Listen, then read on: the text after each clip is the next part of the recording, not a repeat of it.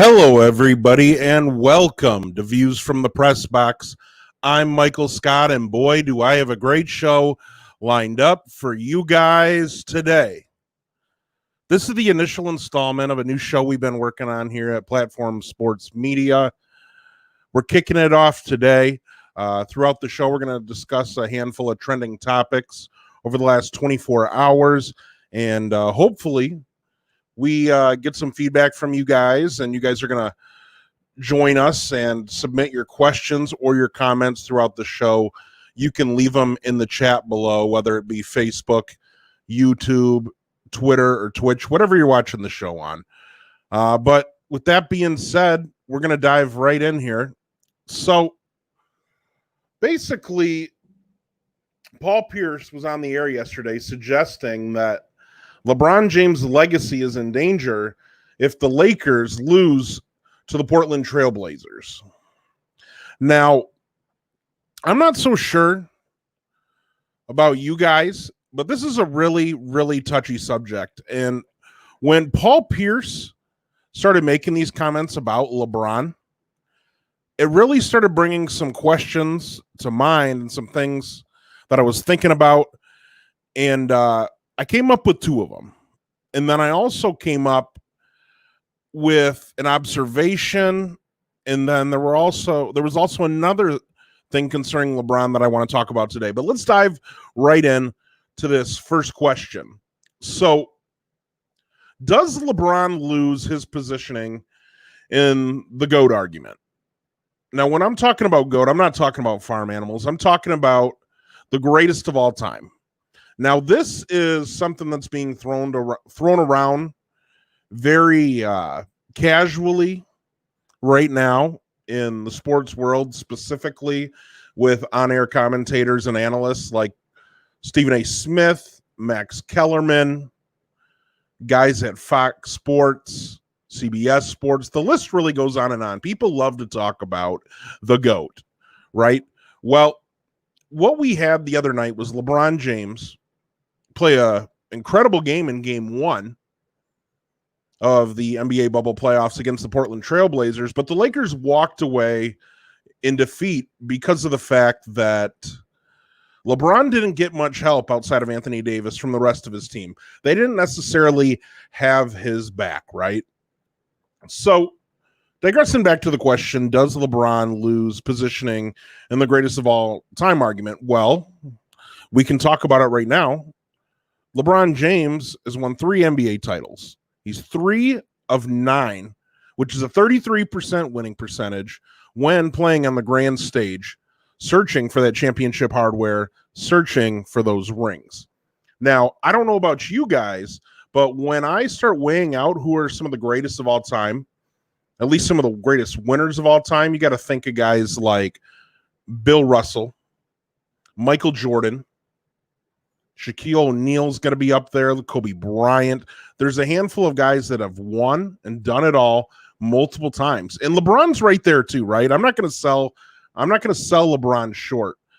What I am going to sell him short on, though, is being a great winner, because time and time again, he folds when the moment seems to matter most. We've seen him do it 6 out of 9 times throughout his entire career. But let's not get too carried away with this, right? Does he lose his positioning in the greatest of all time argument if the Lakers, in fact, lose to the Trailblazers in this series? Now, I don't think if this series goes the distance and the Lakers eventually give way to what's become an extremely hot Portland Trailblazers team and an absolutely incredible playing lights out of this world Damian Lillard, I don't necessarily think that LeBron should, take a hit for that. But what I will say is if LeBron and company, the Lake Show, lose this series by way of a sweep, then we would say, okay, LeBron obviously is not the greatest of all time. And the reason is, when you're the greatest of all time, you expect in nights like tonight in game 2 for guys like LeBron to step up. You expect him to step up even further. Last game, it seemed like he spent a lot of time trying to get other teammates involved. Tonight, I'm fully expecting him to go into playoff mode and take over. Now, watching game one the other night, there was one observation that I made, and it was something that's really been standing out to me all season long as I watch LeBron James and Lakers games late at night on ESPN, TNT, wherever they're being broadcast. But the one thing that stands out to me about LeBron James is the fact that his athleticism is declining with age. And it's not surprising, right? Because time waits for no man. Father Time is undefeated. And when you get older, the body parts just don't move as well. But the thing about his declining athleticism is when he essentially engages in playing hero ball, and I talked about this with Byron Hazy last night on the Front Porch Tailgate podcast, when he starts playing that hero ball and trying to take the game over essentially and will his team to victories, sooner or later that athleticism is going to betray him. Because at the end of the day, he doesn't quite have the stamina he used to. He doesn't quite get up like he used to. He's not the exact same LeBron James. Now, the current LeBron James that we're watching is still an incredible player. He's still a top 5 player in the NBA right now at this very moment. And he's still considered at this point one of the greatest of all time to ever play the game. So what that athleticism is doing for him, or the lack thereof, is it's really going to make it a much tougher road on LeBron to get through these NBA playoffs. And also one thing it's going to do in the future is it's really going to impact his ability to recruit marquee free agents. Now, don't get me wrong. I'm sure there's plenty of guys like Byron suggested last night that are willing to come to Los Angeles, get a big contract, live in Hollywood, and ride LeBron James' coattails all the way in pursuit of winning an NBA championship, right? Everybody wants to get these rings. Obviously, Michael Jordan took the NBA championship ring mainstream, and it seems to be one of the primary deciding factors that everybody's measured by in the greatest of all time argument. You've seen it with guys like Kobe, since Michael, and now LeBron. So how is this going to impact LeBron's ability to recruit marquee free agents, right? How is his athleticism going to play a role? Because when these younger guys start realizing that you are no longer the one with the it factor, that you can't just take over games because you're physically capable. And once they realize that you're 3 of 9 in the NBA finals and you potentially get swept by the Portland Trailblazers or go the distance in the playoffs and lose possibly a 10th finals, I'm going to throw that out there right now. I don't think the Los Angeles Lakers at all this season are going to be an NBA championship winning team. They're not even of that caliber, in my opinion. They got a lot of glaring weaknesses, but we're going to push that to the side, okay? So what it's going to do is these younger guys that are coming up, and you're already seeing it a little bit with guys like Damian Lillard. You're already seeing it with guys like Kawhi Leonard, guys that are in their 7th, 8th, 9th, 10th year in the league. They want to get their time to shine too. They want to get their piece of the pie in NBA history, right? And so these guys are becoming more dead set on knocking off LeBron James than actually teaming up with him and joining him in hopes of winning an NBA championship. And that's where his declining athleticism is going to play a big factor, because let's say this team gets bounced from the playoffs and Anthony Davis ends up going to, let's say, the Chicago Bulls as a free agent this summer, because he's going to be out there and he's definitely going to test the market. A lot of these guys right now, they like to be stroked. Now, he's going to see what exactly is out there, right? So one of the questions that's coming to my mind really right now, let's say his athleticism is declining. He doesn't have the ability to recruit marquee free agents anymore. Let's say that this is LeBron's last chance to win an NBA title. That was the second question that came to mind. Do you really believe that? Any of you guys listening out there? Because in my opinion, I strongly do.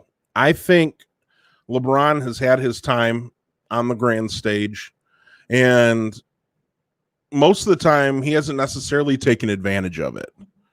And because of that, LeBron James is still debated as being the greatest of all time, when in all actuality, if he would have won 4, 5, or 6 NBA championships by now, the things that he's managed to do, there'd be no question in my mind that he would far surpass Michael Jordan even. But the problem with LeBron James is he hasn't been the star that Michael Jordan was, right? Michael Jordan took the game of basketball global.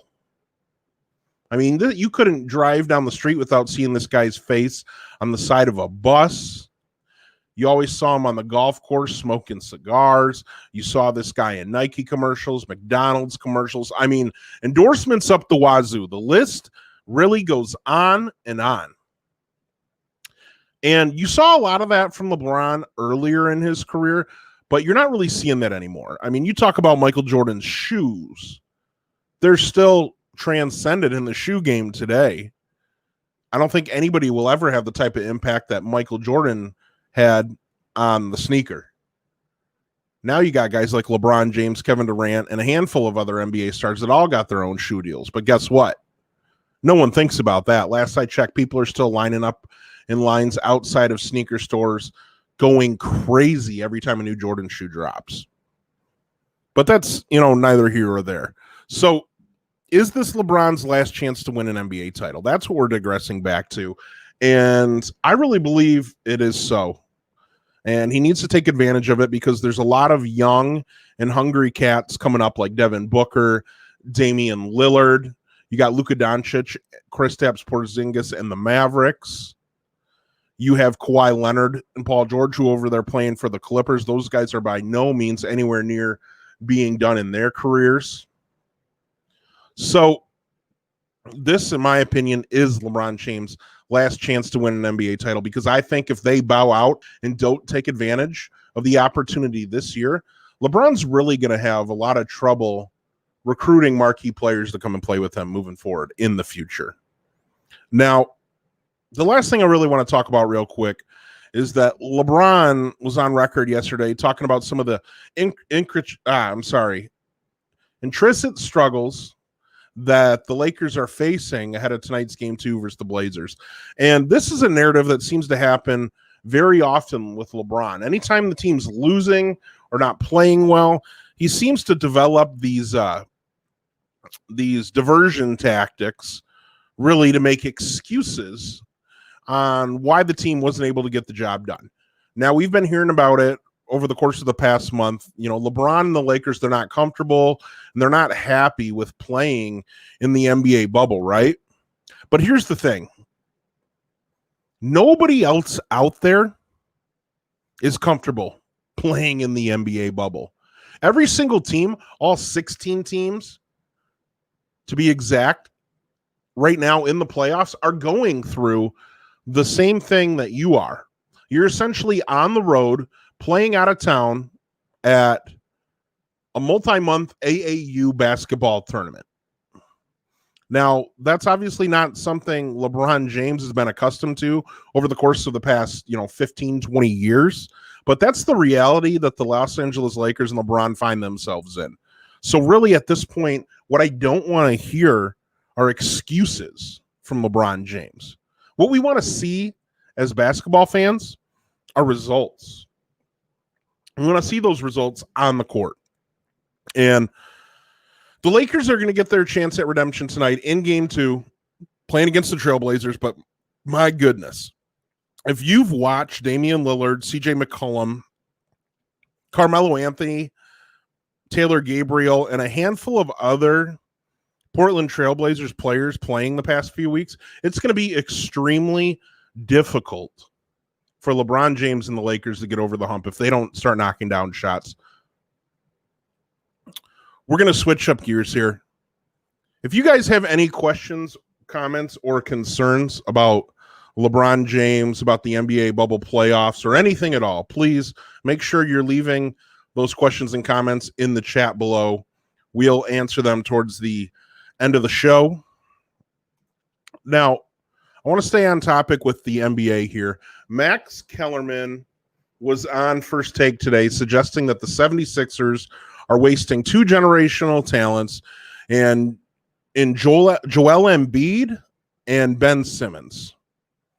Now, a couple things came to mind when he said that, right? So the first thing that I really started to think about was the fact that the word generational is thrown around far too often and way too casually in today's sports circles. And we talked about this a little bit ago with LeBron and the greatest of all time conversation as well.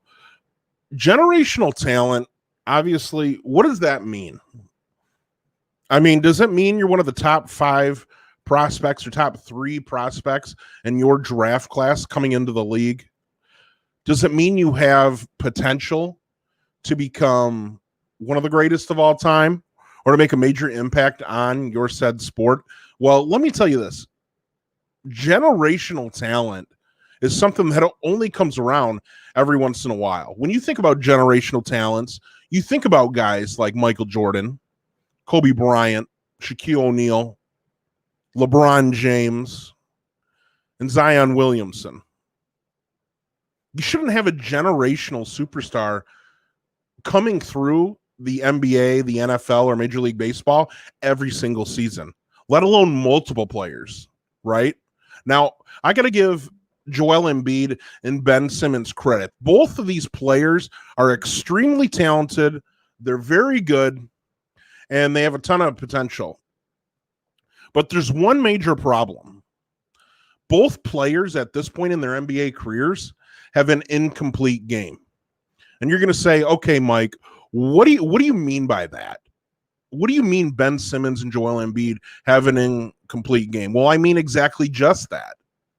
Ben Simmons at this point has failed to develop a reliable three-point shot. Now, this is a guy who's spent the entirety of his career playing point guard or point forward, whatever you want to call it in today's NBA, being a ball-dominant player. And he's fantastic at distributing the ball, rebounding, driving the lane, and getting to the hoop. You know, the guy's a walking triple-double threat on any given night. But here's the thing. He has no threat of developing an outside game. And in today's modern NBA, teams will be more than happy to let you take two-point shots and drive the lane all day long. Because the way you win in today's NBA is by hitting three-point shots from the outside when you have that space, when guys have backed down into the lane and the shot is there. Analytically, it just makes more sense. And it's why you're seeing scoring, go through the roof over the past couple of years in the NBA. Now, Byron Hazley just tuned into the show.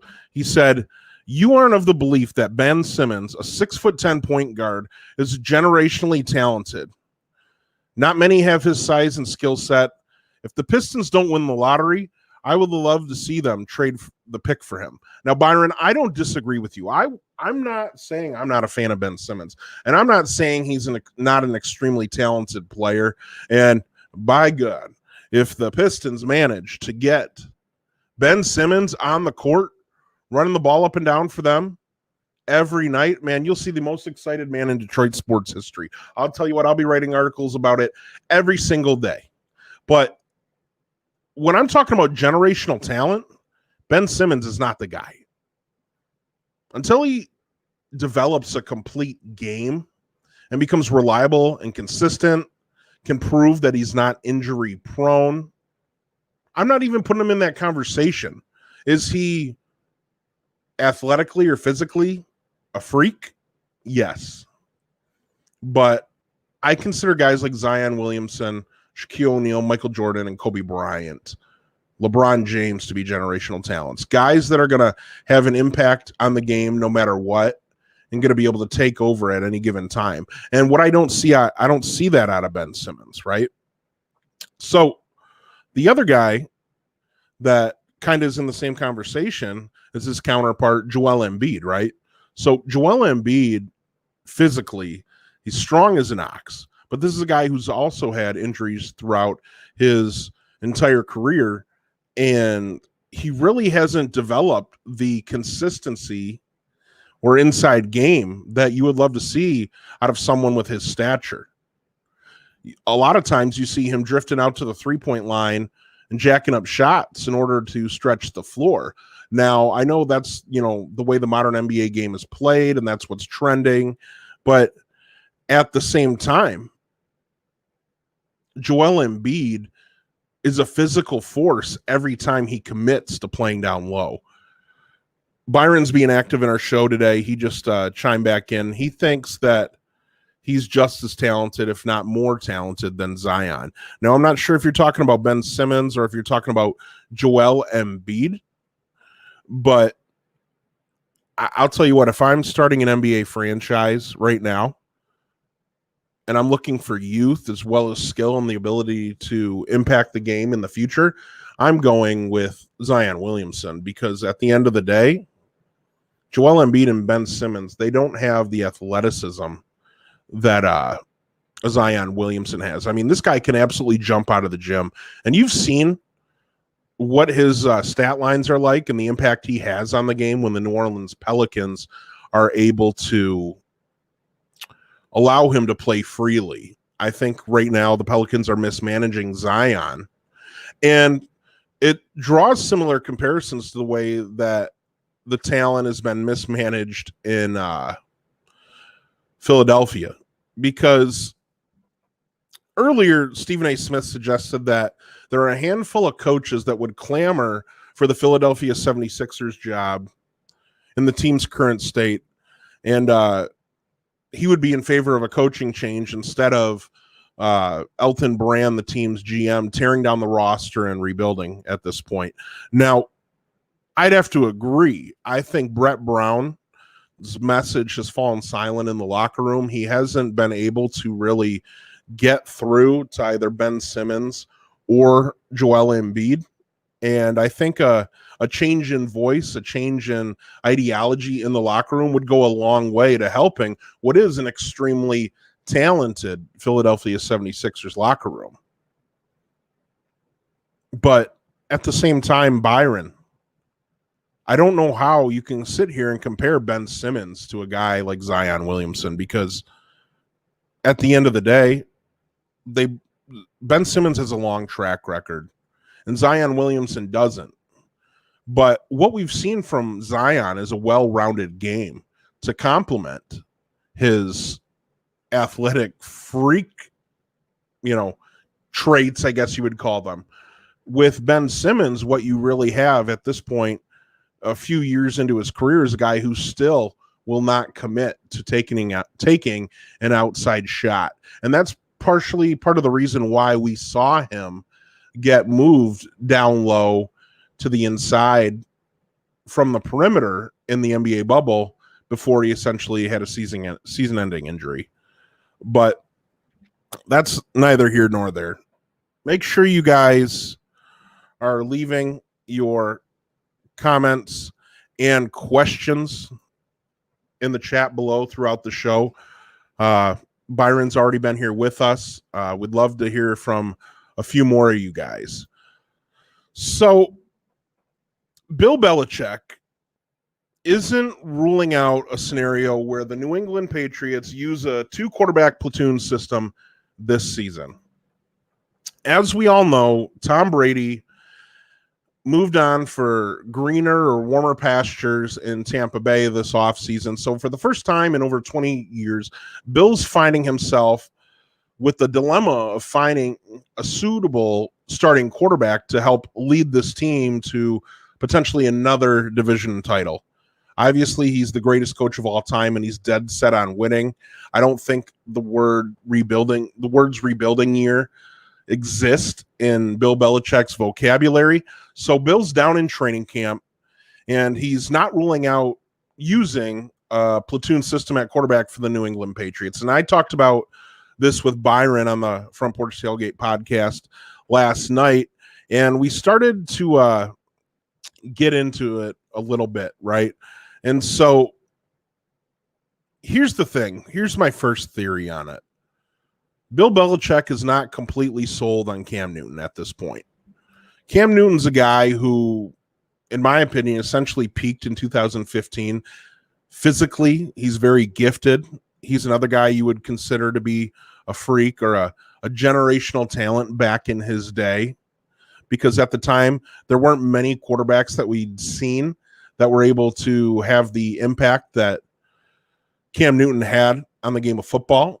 But since losing the Super Bowl in 2015 and since getting that MVP, Cam Newton hasn't been the same player. This guy has taken a lot of hits over the years, and he's been, in my opinion, really banged up. And he's had shoulder issues. He's had surgeries. I mean, the list goes on and on. But two of the things that really stand out to me about Tom Brady in the past have been his accuracy and his leadership. Now, Cam's been noted as being a good leader during his time in Carolina, but he was never noted for being an accurate quarterback. I believe he's 59% in his career for completion percentage. Now, Bill Belichick and Josh McDaniels have already stated that they don't intend on changing that New England offense to fit Cam's playing style, which may or may not be a good coaching decision, in my opinion. But when you're considered the greatest of all time, when you have 6 Super Bowls and you've been there and done that, who am I to tell you, Bill Belichick, that you might not be making the right decision, right? So digressing back to the theory, Bill Belichick's not completely sold on Cam Newton at this point. There's a lot of questions as far as his mental and his mental toughness, his physical toughness and durability, as well as his ability to be an accurate passer. And the New England Patriots offense is one that requires you to be strong mentally, because there's a lot of checkdowns, a lot of audibles. The quarterback's given a lot of freedom. And at the same time, it also requires you to be a accurate passer, because more times than often, they don't have the strongest running game. And what you get is guys in the past like Tom Brady and Matt Castle just throwing little dinks and ducks all the way downfield until maybe a post or a seam downfield opens up, right? So he's not completely sold on Cam Newton. There's a lot of question marks. It's really going to take some game action for Bill Belichick to find those answers. And right now, initially in the beginning, when he's not financially, I guess you would say, committed to an extent on Cam Newton, why name him the starter? Why wouldn't you as a coach want to breed competition between two potential starting quarterbacks? I know I would. So here's my second theory, right? So Jarrett Stidham is very unproven, and he comes with a lot of question marks. There was talk that he was going to get his opportunity to be the New England Patriots starter after Tom Brady left town earlier this winter.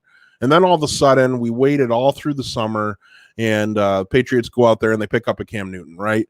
And so now what you have is a brewing quarterback battle where either A, Jarrett Stidham's going to be pushed by Cam Newton, who's obviously returning to the NFL with a chip on his shoulder because so many teams bypassed him in free agency. Nobody wanted to trade for the guy at the time. A big part of that was because of his incredibly huge contract and the fact that Cam wanted so much as a free agent. But at the same time, you can't say, hey, I wouldn't take a flyer on this guy if I'm going out there and signing a quarterback for $1 or $2 million or the league minimum, right? So Jarrett Stidham's going to be pushed. He's going to be expected to compete with Cam Newton, and we're ultimately going to find out whether he's a winner or a loser before ever really taking the starting quarterback job for the New England Patriots, because a winner is going to go out there like a Tom Brady and he's going to compete, right? This guy is going to look at himself at second or third, maybe fourth on the depth chart like Brady did in the past. Right now I think he's second, but that's neither here nor there. And he's going to go out there and he's going to compete and try to will himself to a win. Well, that win's going to be whether or not he gets the starting gig and he takes the field during, Series 1 of the New England Patriots 2020 offense. Now, when I thought about this 2-quarterback platoon system, because this is something that's been made highly popular in college over the past 5 or 10 years, oftentimes college coaches bring in a lot of high-level quarterback recruits, and they have trouble deciding on one when they go through a transition. So what they really do is they roll out this platoon system so that both quarterbacks can get active game reps and get some tape under their belt until the team eventually gives way and ultimately decides on going with the one quarterback, right? Because you can't just juggle two guys really all season long. In the NFL, I think it would go a long way to helping a guy like Cam Newton, who's obviously struggled with some durability concerns in the past few years, but I don't know how good that is for team continuity, right? The uncertainty week in and week out of knowing who's going to be the guy to lead you in the huddle and lead the charge down the field. Now, the first question that came to mind, and this was something that Byron suggested on the Front Porch Tailgate podcast last night, and I've had some more time to think about it today. This could just be a ploy to make game planning for the New England Patriots more difficult. And I'm not ruling that out at all. Do I think that that's what this actual strategy is? No. But will I go out there and say, is it a possibility?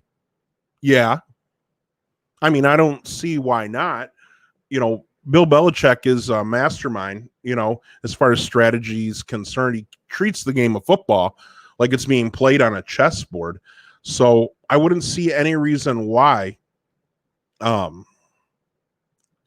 he wouldn't roll out the strategy if, in fact, just to make it tougher on the other team's defensive coordinators week in and week out to prepare for the New England Patriots.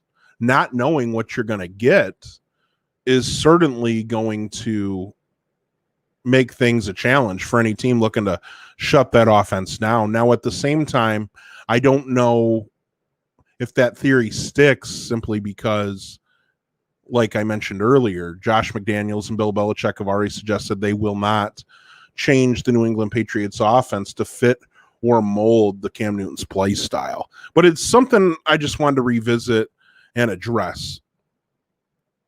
Now, the second question that I've had two theories. I've had one question. Now we're moving on to another question. We're talking about Bill Belichick down there at training camp with the New England Patriots. So the second question is maybe Bill just wants to figure things out. I mean, if you take a step back and you think about it and you take the competitive aspect out of it, Bill Belichick runs his team more essentially like it's a program. We've all heard time after time about the Patriot way and how business is conducted over there in Foxborough. And for the first time in over 20 years, the New England Patriots are going through what is a transition period. They're used to having Tom Brady right there in place. And now all of a sudden, after 20 years, he's gone.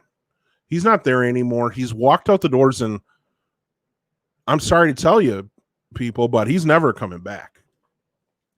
And so right now, if you're Bill Belichick, who seems dead set on coaching throughout the next 10 to 20 years, he hasn't mentioned anything about slowing down or retirement at all. You got to sit there and think that maybe he's just trying to figure out who's going to be the next best quarterback to usher in a new era of New England Patriots football. Because if you have Cam Newton come out here and show out, essentially, and be an absolute stud, and he takes his team to a divisional championship and a deep run in the playoffs, you got to think that Bill Belichick's going to be like, okay, this guy still does have something in the tank. Let's give him a nice contract here, keep him in-house for a couple years, right? Maybe reward him with a 2 or 3 year contract, maybe throw a franchise tag on him if he balls out of his mind completely this season, which I fully don't expect that to happen. But you know what? A blind squirrel finds a nut every once in a while, and I'm not always right. I'll tell you, I'll be the first one to tell you that. So maybe Bill's just trying to figure it out, right? Or maybe Jarrett Stidham comes out and he does something similar to what Tom Brady did 20 years ago. Maybe he comes out, maybe he replaces a starting Cam Newton, takes over and never looks back. Maybe he wins the job out of camp. I don't know how it's going to go, right? But maybe also both guys aren't the answer. Maybe both guys get hurt and you get Brian Hoyer in there. I mean, there's a whole realm of possibilities, right?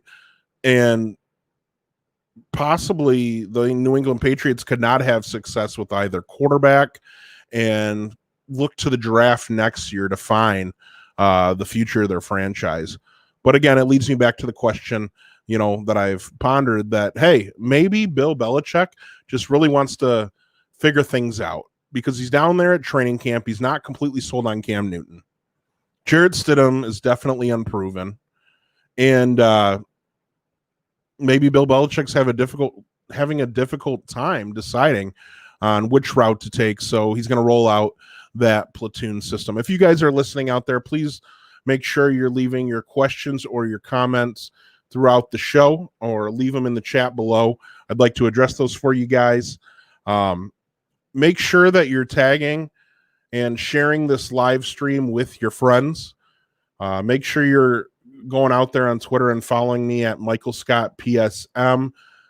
I have hours and hours of video reels of analysis, critiques, updates during games, sports news, breaking news, you name it, anything you'd expect from a sports journalist. And then make sure you guys go out and you like Platform Sports Media on Facebook. You're going to get content rolled through there daily, whether it be updates on our latest live streams, or you're also going to go out there and see the weekly release and live stream every Wednesday at around 9:30 of the Front Porch Tailgate podcast with Byron Hazley. It's a great show. I wouldn't recommend you guys missing it. You can also find our content on YouTube, Twitch, and wherever podcasts can be heard, right? Platform Sports Media, Views from the Press Box. You're listening to that show, debut show today with Michael Scott. I hope you guys are enjoying it so far. So we've gone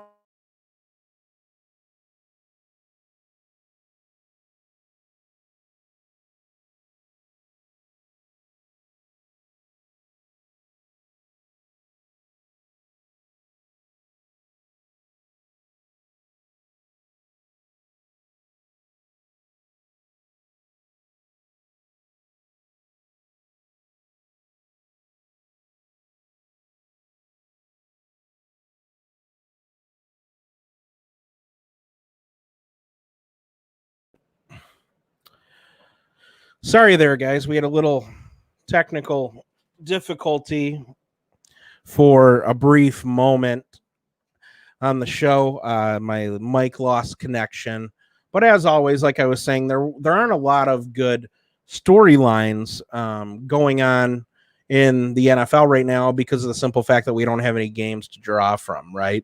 So we're kind of back in the situation we were with for the past 5 months, due to the coronavirus, without any actual gameplay. But nevertheless, we have another topic here that I really wanted to come out and talk about. Lane Kiffin.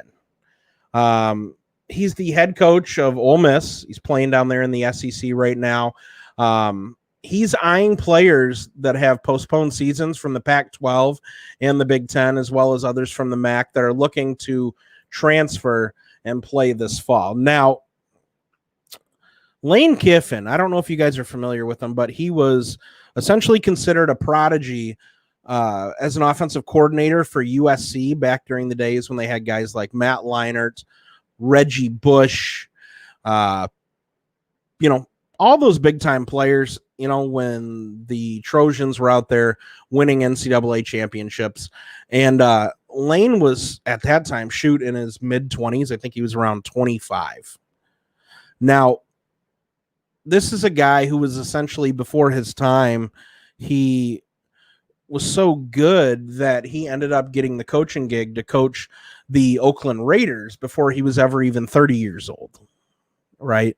And so then from there, he didn't have a lot of success. He left the Oakland Raiders. He went to Tennessee. He went from Tennessee after, I believe, a year back to USC to take the head coaching gig. He didn't fare too well there.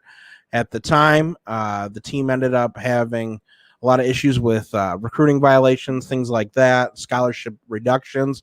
So Lane Kiffin was never able to really put his stamp on the USC program as a head coach like he wanted to, right?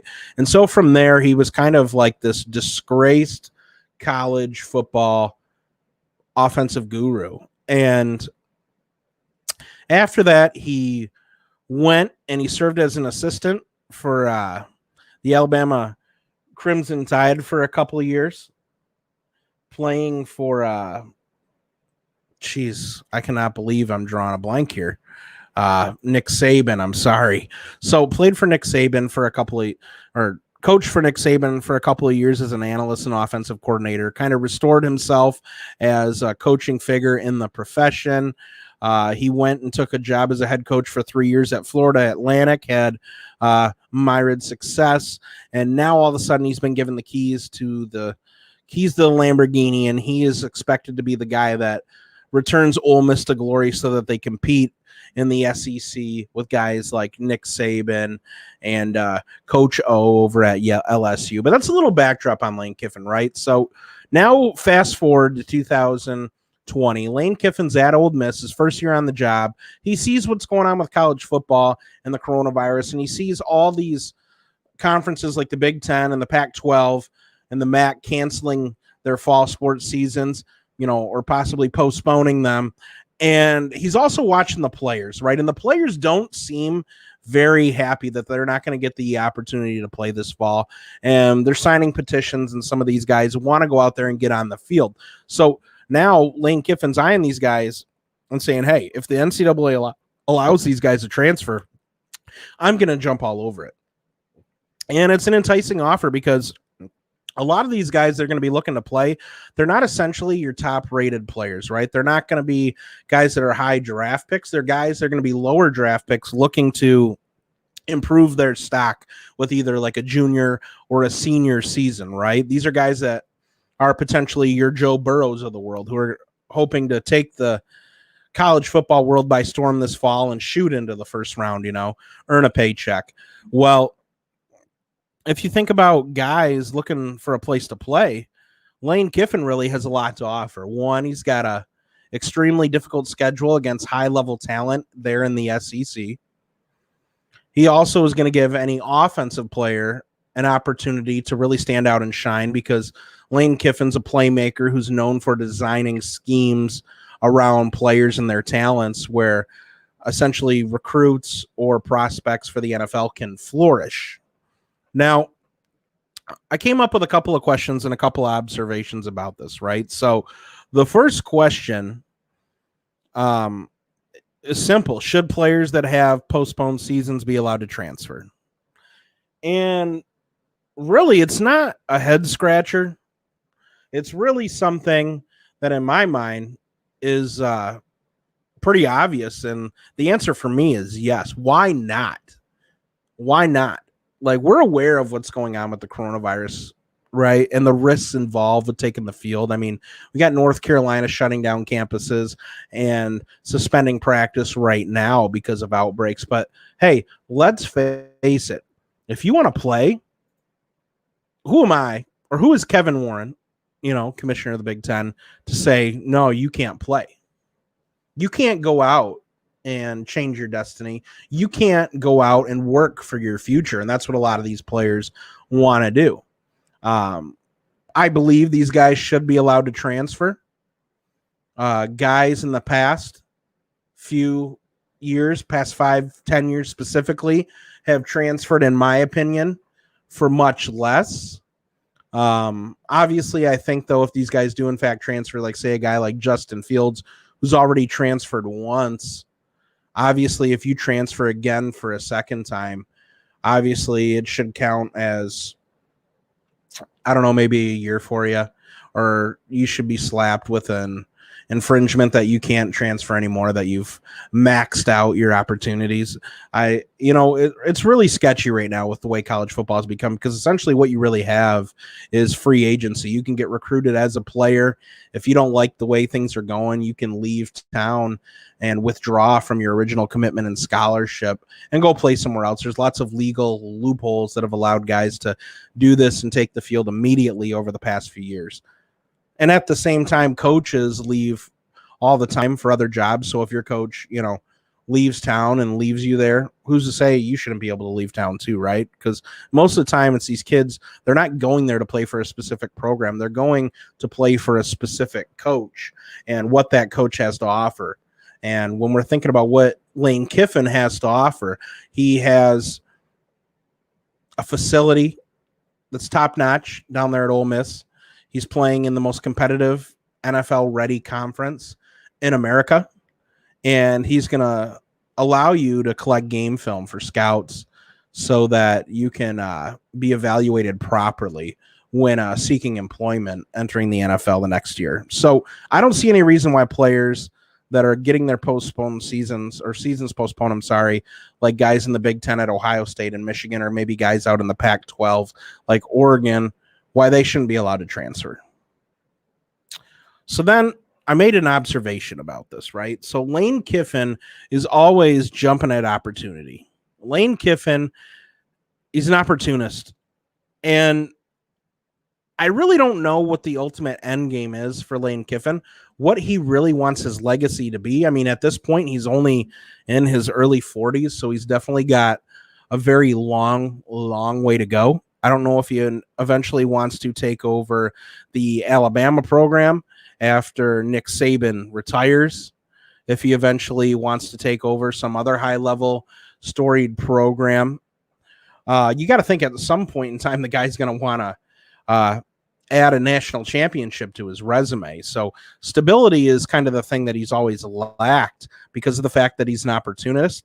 And it's something that honestly would go a long way to benefit him if he could just put down some roots, right? If he just puts down some roots there in Ole Miss for maybe the next 10, 15, 20 years before maybe moving on to another high-profile job to be the last of his career, it'd go a long way to helping Lane Kiffin out in regards to his legacy.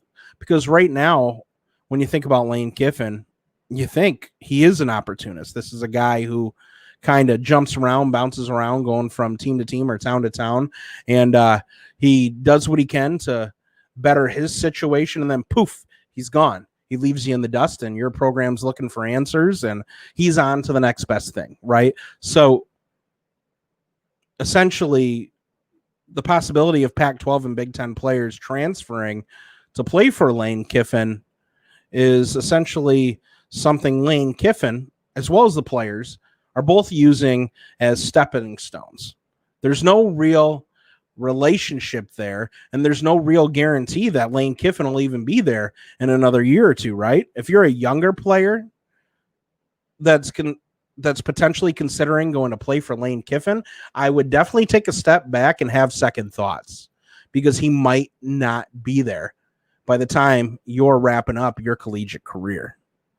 Now, at the same time, if you're a guy who's looking to go out there and boost your stock for the upcoming NFL draft, and this is a one-year business transaction for you, then by all means, go out there and play in the SEC, playing for Lane Kiffin so you can boost your stock and absolutely cash in and cash those checks, right? So the last observation that I made thinking about all this, really, and I'm thinking about all of college football, the entire landscape, really, is that the NCAA, with everything they've been having going on with the pay for play debate, the issues, the player likeness, all that stuff, how they've mismanaged and handled poorly the coronavirus pandemic and the way it translates to college football.